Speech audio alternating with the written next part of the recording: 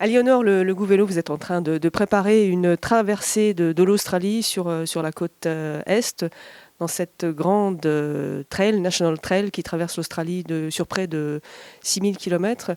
Pourquoi est-ce que vous partez comme ça?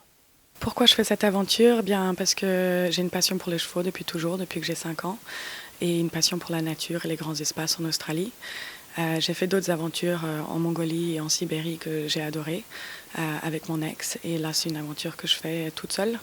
J'ai travaillé pendant 10 ans dans le social avec les enfants aborigènes dans le désert, et je prends un break et là je pars faire mon truc pour moi avec mes chevaux et me retrouver un peu dans la nature et me challenger. Mon projet, c'est d'accomplir The National Trail en entier, de A à Z.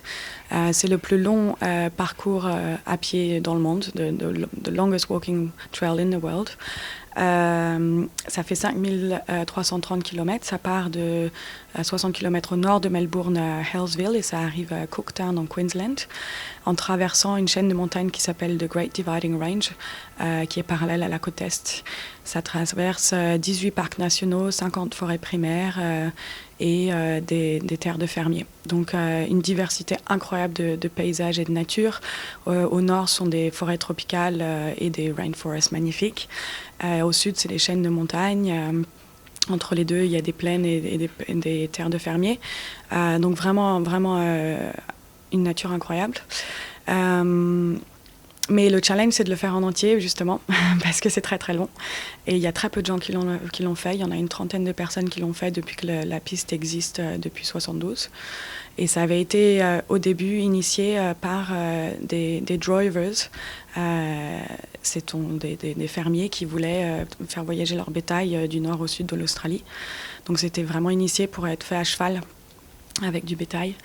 Et donc le chemin a été spécialement choisi avec en passant à côté de lacs, de rivières, de plaines pour que les chevaux puissent se nourrir, etc. Bien, ça fait 8 mois que je suis à la recherche des bons chevaux avec le parc national de Guy Fawkes River National Park et en conversation avec l'association de Guy Fawkes Heritage Horses.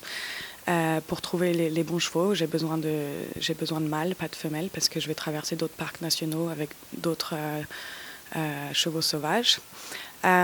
Et donc, j'ai maintenant mes 3 chevaux. Ça fait 2 mois que je suis dans la ferme des gens de l'association en train de débourrer mes chevaux. Et j'ai encore 3 mois là quand je rentre en Australie pour continuer à m'entraîner, à entraîner les chevaux, à me préparer, toutes les logistiques, avant de partir, j'espère, en novembre ou décembre. J'ai choisi les Brumbies parce que c'était un voyage très éprouvant pour les chevaux, bien sûr. Et ce sont des chevaux extrêmement résistants, qui n'ont pas besoin d'être ferrés, ce qui peut être un vrai problème pour un voyage comme ça, d'avoir à ferrer un cheval. Et aussi, ce sont des chevaux qui, avec la sélection naturelle dans l'état sauvage, ceux qui ont survécu ont dû vraiment traverser des difficultés dans leur vie comparément à des chevaux domestifiés.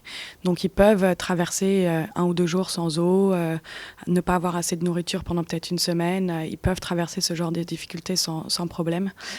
Donc, ce sont des chevaux très adaptés pour ce genre de trek. Maintenant, j'ai eu un vrai challenge, c'est de prendre des chevaux à l'état complètement sauvage et de me dire, je vais les dresser moi-même. Mais j'ai de la chance d'avoir les gens de l'association derrière moi qui m'aident et me mentorent avec le dressage de mes chevaux. Mais c'est effectivement très, très difficile. Il faut tout oublier de ce qu'on sait de travailler avec les chevaux domestifiés. Et donc, j'ai réappris à zéro d'apprendre à vraiment comprendre et lire les chevaux, le langage des chevaux, et avoir un langage de ma part très clair et bien prononcé pour qu'eux me comprennent. Et en fait, de travailler avec un cheval dominant, c'est de devenir le leader du pack. Donc, je dois avoir, moi, une manière vraiment claire de m'exprimer pour qu'eux me comprennent et qu'ils comprennent que ce soit moi leur leader, leur nouveau leader, et qu'on gagne cette confiance et que je puisse les dresser et partir avec eux pour cette aventure. La difficulté de cette traversée, mais il y a beaucoup de choses. Les conditions climatiques qui peuvent être un vrai problème. Il peut faire trop chaud, trop froid. Les chevaux, le plus grand danger, c'est de les surchauffer. Et dans les forêts tropicales au nord, ça peut être un vrai problème. Mais le plus grand souci, c'est la condition des chevaux. Un trek de 5500 km avec 3 chevaux, c'est pour ça que je pars avec 3 chevaux. Donc il y en a toujours un qui a un break, il y a un cheval que je monte, un cheval qui est le pack horse avec tout le matériel, et un qui est un break. Et tous les jours, je les change pour qu'ils n'aient pas de blessures avec la selle et les tapis, etc.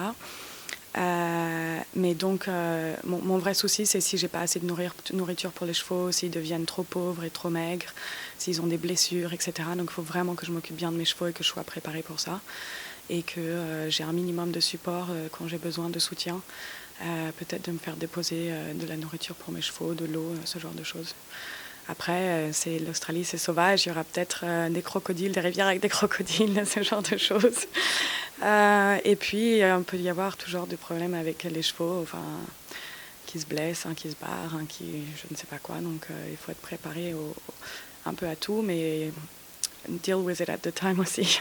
Je suis sûre des choses auxquelles j'aurais pas pensé.